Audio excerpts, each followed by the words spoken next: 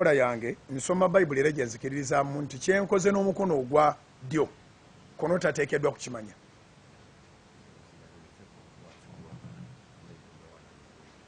Okay. Bawulira bulungi? Ne bagobera wansi muwulira bulungi. Okay. So abantu abo bennyambyeko mu kusoma, abamu bannamateeka, abalala babazi ba bitabo, abantu aba buli ngeri, professionals eza buli ngeri, ne bannamawulire bennyini bempeeredde.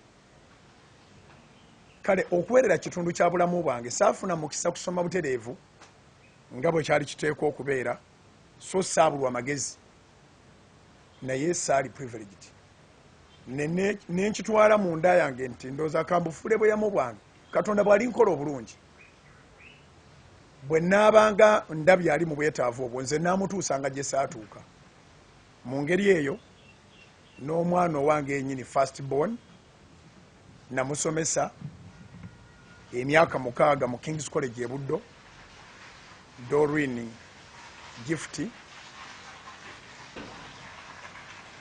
era yatikkirwa mu Makerere University nga telecom engineer.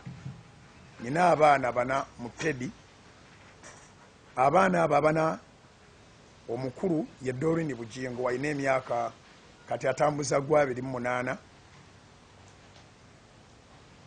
Yakazaala abaana 2 newankubadde nga simanyi bako. Y'omu ku beetaaga obuyambi bennalabye basabirwa obuyambi. Myaka 28 yina abaana 2 simanyi baabaani. Omulala wa myaka 24, omulala wa myaka 2, abo si 3 bonna bawala bakulu. Omulala wa myaka 4 n'ekitundu atambuza mwaka gwe gwa 5 omulenzi. Eyamala okusoma n'abakyali ku ssomero kasookedde bazaalibwa tetufunangako buzibu bugende ewa mwami gundi oba wa mukyala gundi n'atuwa fiizi zaabwe. Ate nga bwe nzijjukira obulungi Teddy takolangako omulimu guwerera baana.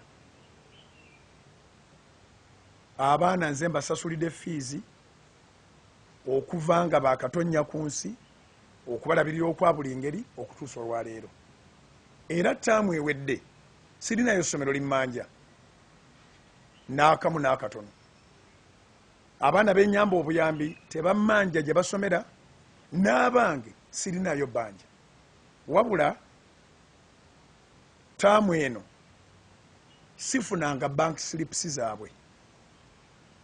Tetuli close olw'okuba bannamawulire nga bwe mumanyi nti Teddy yaloopa ku poliisi y'e Kajjansi, ndowooza etwalibwa poliisi y'e Katwe for domestic violence, which domestic violence was investigated and it wasn't real. Ne tusalawo okuteekawo mediator wakati waffe nga ye church administrator wa house of prayer. Okusooka waaliwo mukoddomi wange mwannyina ayitibwa Charles Chomu nga yakwata ssente zonna ziba zeetaagisa ewaka. Church administrator n'olwaleero Teddy asobola okwogera amazima nti talina kyatabawa. Ekyennaku ye Teddy okuwa abantu eggulire eri ku ddaala eriduulira abalala, kubanga engeri gy'olambuza abantu kalina erina compound erimu n'ebizannyiro nga nasale omwana we alina wazannyira, nga waliwo shedi y'emmotoka nga mulimu emmotoka 2 nga mpya,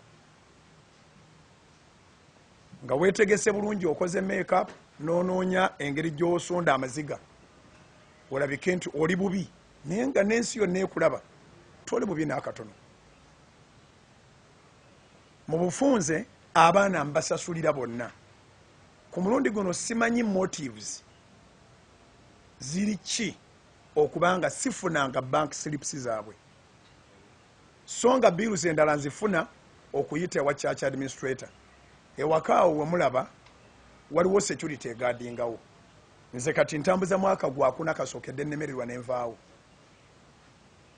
Saagala nnyo okwogera bitagenda mu layini ya school fees, naye kasookedde nvaawo.